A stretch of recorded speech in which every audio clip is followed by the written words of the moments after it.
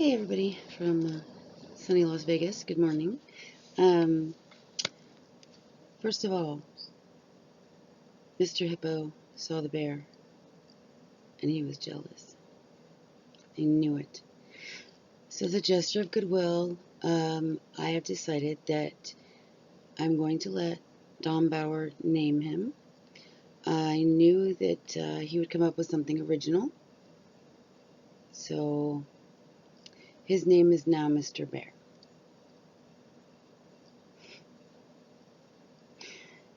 So yes, we're all kind of crazy. It's all in good fun. There has to be some silliness, or someone like a member of my channel.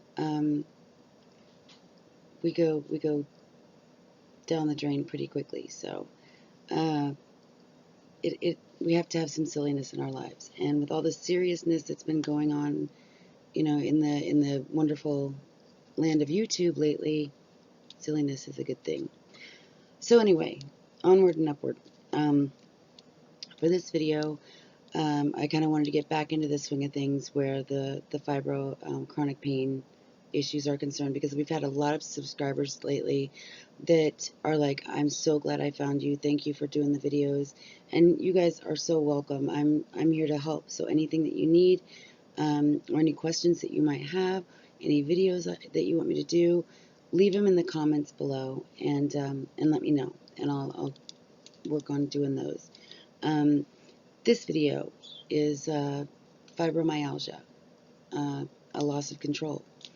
And I got the idea because I keep seeing people around YouTube mention my name, and then they say, oh, you know that chick with the chronic, that chick with the pain thing.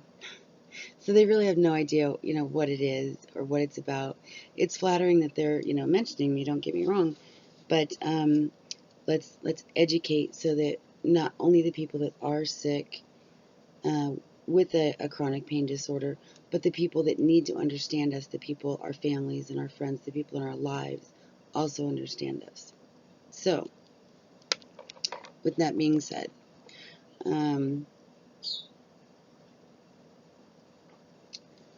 fibromyalgia is lumped together with chronic fatigue syndrome. So when I'm speaking of one, I'm speaking of both, okay? They are the same disorder, the same disease. Chronic fatigue syndrome, the number one symptom is exhaustion. The number two symptom is pain. Fibromyalgia, the number one symptom is pain. Number two symptom is exhaustion. We all know, those of us that have it, those two symptoms flip-flop. Could be every hour. Of course it's the same disorder. I am so glad that the scientists and the medical community is finally kind of going, do you think it might be the same thing? Fucking yes, it's the same thing. Anyway, fibro is considered a rheumatic disorder, wherein that it's a lot like allergy keeps coming into my head. Oh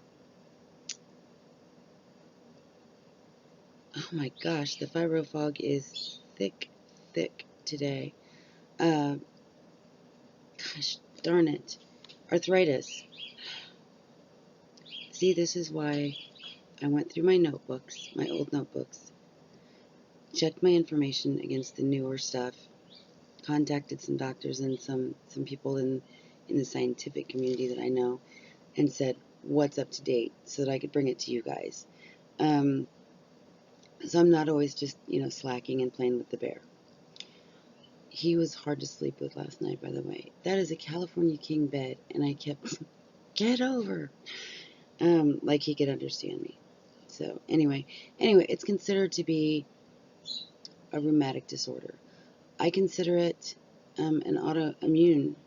Something triggered us, and it attacks for some reason. Every person, every patient that I've ever spoken to, it's been an emotional trigger, a mental trigger. It could be a physical trigger. Something happened to trigger that. every person. I can pinpoint exactly what was going on in my life when it hit me. I don't know. There's more questions than answers. But anyway, I'm gonna get to the facts on this. I'm sorry. So fibromyalgia. Okay, fibro is the fibrous muscle tissues, which it affects.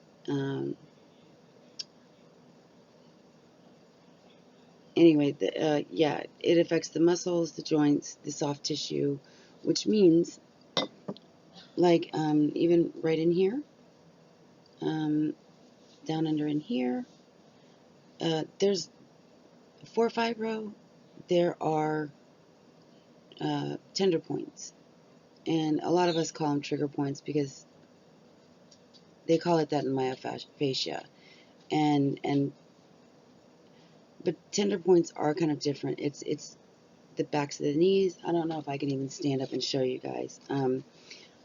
Along the back of the neck, right on both sides of the neck, it's kind of like this shape.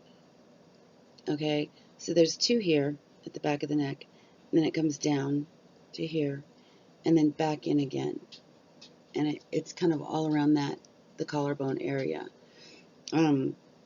Right up in here, right here, two at the small of the back, two right under kind of like the butt cheeks, and two on the insides of the knees, kind of toward the back, inner knees. And those are the tender points. So those are the most common. And out of like 18 tender points when I was diagnosed, I had much more than that. They finally stopped at 24. So it was all throughout my body. You can have more than the 18. Don't let anybody bullshit you.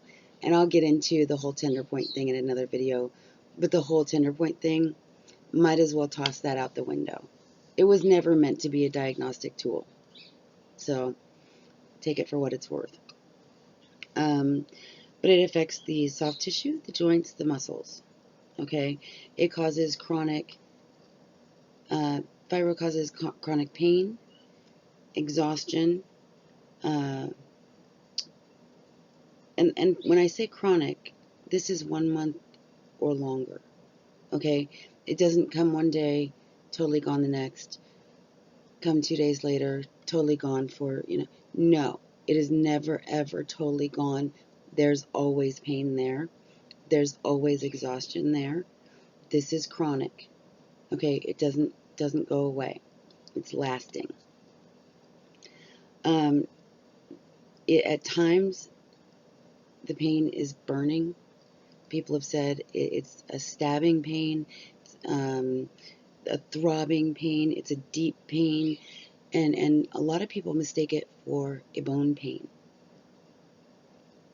which is kind of what I did. And especially in my hips, it hurt so deep that it was like, oh, it's like my bones hurt. I couldn't describe it. And or like in my house, I'll say like I'm butt hurt today, which means my hips hurt today. And but that's just how we cope with it. We joke about everything. And today I am butt hurt, yeah. But I also had the burning pain, where I described it to the doctor like I felt like I was one of those little Canadian kids on South Park that they talk like this and their head flips up, like somebody flipped my head up and then poured acid in me, and it just filled my body, and all of my muscles were just burning, like I had overused them, but I hadn't. So it's kind of a mixed bag of symptoms, and hence the syndrome.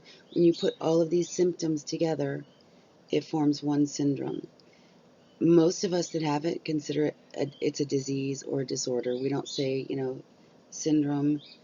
And the thing that bothers me is that they give these mixed bag of symptoms, but like IBS, like sleep disorders, gastrointestinal problems, digestive issues. But then they miss the big ones. Like, our body clocks are flipped. We want to sleep during the day and be up all night. Why? Why did our body clock flip? Every single person that I've talked to, they want to sleep during the day. They'd rather be up at night. There's a reason, but they're not finding the answers for it. And when I was starting to write the book before, which I've started again on, so thank you guys for your encouragement and support.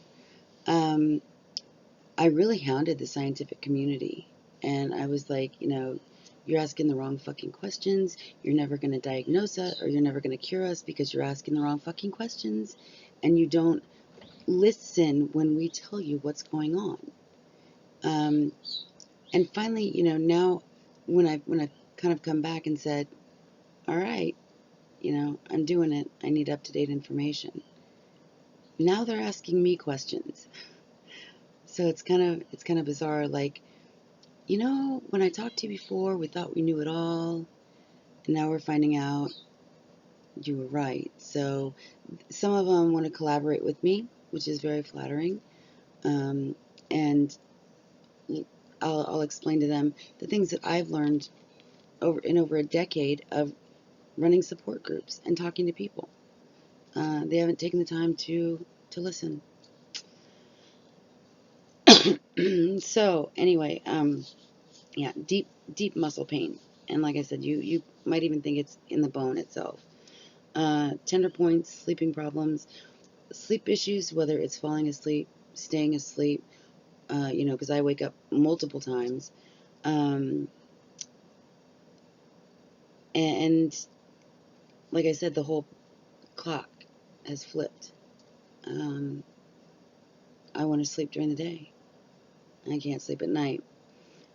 But this leads to, we already have fatigue, but they call it fatigue. We call it like face down, dick in the dirt, exhaustion. We are exhausted. It's hard to get up out of bed and get going. Yesterday, when Princess Sprout was here, I have some wind chimes hanging up outside, and she always wants me to, lift her up so that she can, play with them and hear them. And I told her, I don't think that Nene has the strength today to lift you. And it was really, a struggle. She's only 2, so she's not heavy. She's 30 pounds. And I picked her up, and it was kind of like,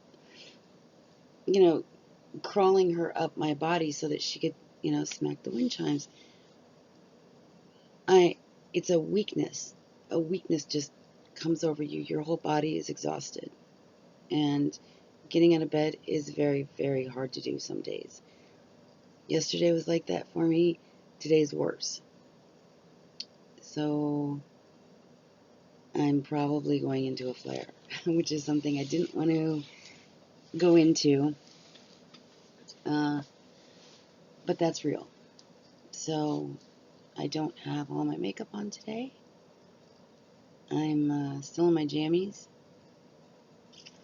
And like I said, which I washed with Princess Sprout's robe. I keep a robe and her little towel and washcloth and stuff over here. And I washed my jammies with her robe, and now they've got all little fuzzies on them. Anyway, the best thing that I've found for helping me with the sleep problem used to be like the hypnosis sleep. Well, I guess you can find them on YouTube now. The tapes, the CDs. I'm finding now that ASMR, autonomous something trigger. I don't know. Anyway, look it up. It's ASMR. There's 2 ladies that I listen to. One is Whispers Red, like the color, and she has one that's a crinkle one, and it's all crinkles of tissue paper. And it sounds bizarre, but it puts me right to sleep. And the other one is Gentle Whispers, and she's Russian, and she's got that really cool accent. And for some reason, her whispering and talking softly and doing the tapping and the different noises, that puts me to sleep. Her I've listened to for quite some time, and I just absolutely adore her. So shout out to her. She's been a big part of, I guess, enabling me to bring you guys information, because she allows me to sleep. She helps me sleep. So she has no idea that, she's been a part of my life, but I'd like to give her a shout out. So yeah, Gentle Whispers, yeah, is her name. And ASMR is the technique, and I would highly recommend either of those two ladies, or, anybody else that you find. And seeing if one of those help you, relax and sleep. Um, Fibromyalgia does not cause swelling like arthritis does. There's no swelling, which means there's no signs of it, and that's the reason they put together all these different symptoms and problems and put it together in one syndrome.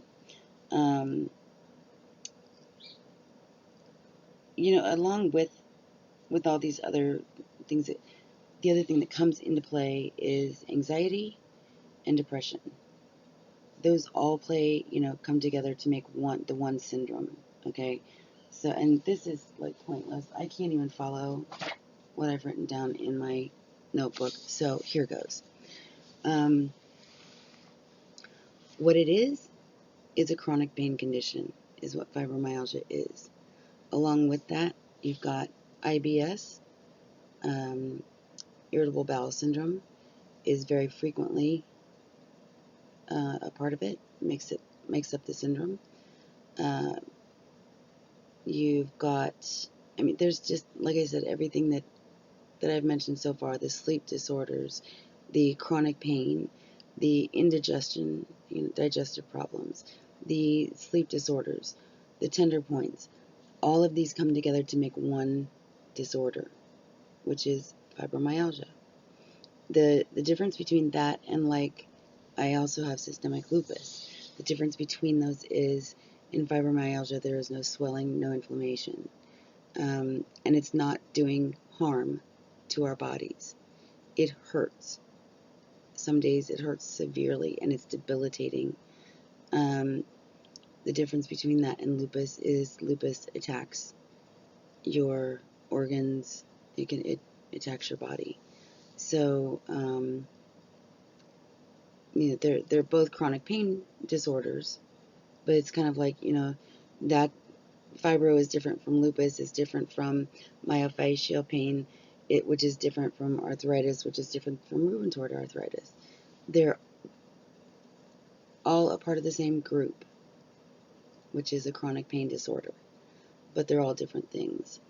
And that's okay. We can all still come together because we all still share that need for support. And that's kind of what I'm here to do, is help support you guys, learn about it, help others learn about us so that they can support us too, and they don't think that we're drug seekers or faking it. That's really the challenge when you're diagnosed. Also, what was interesting to me is they said that the average age of onset was between 18 and 20, which wasn't a very big window to me. And this was years ago. And when I contacted them yesterday, of course children can have it. Children can get fibro, but they've opened that window more, and it's now from 14 to 60, with the biggest increase of likelihood being between 20 and 30s. mid-30s. And so I found that interesting because that's right about, where I was. It was my mid-30s when I got it. So I thought that was very interesting. More women than men get it, but it's becoming more common in men. 9/11 disaster. Many of those first responders are now sick with fibro. Many of the soldiers coming home are now sick with fibro. So it's not all in our heads, and we're not all drug seekers. We're looking for a cure. And we need help with that. So I am rapidly losing my voice. So, and that's fine because it was about where I was going to end it anyway. Just if you guys, like I said, want to see, have questions, leave them down below. Give me a thumbs up if you like this video, and we will have a discussion about this. Probably I might go on You Now tonight, so I am gonna lay down for a little bit and see if I can get rid of the migraine that's coming, which is another symptom that all comes together is the chronic headaches. So anyway, guys, much love to you, and thank you, Don Bauer, for naming the big guy there, Mr. Bear, who's looks like he's getting into my purse. Oh, good God, a klepto bear. All right, guys, love you, and I will see you soon.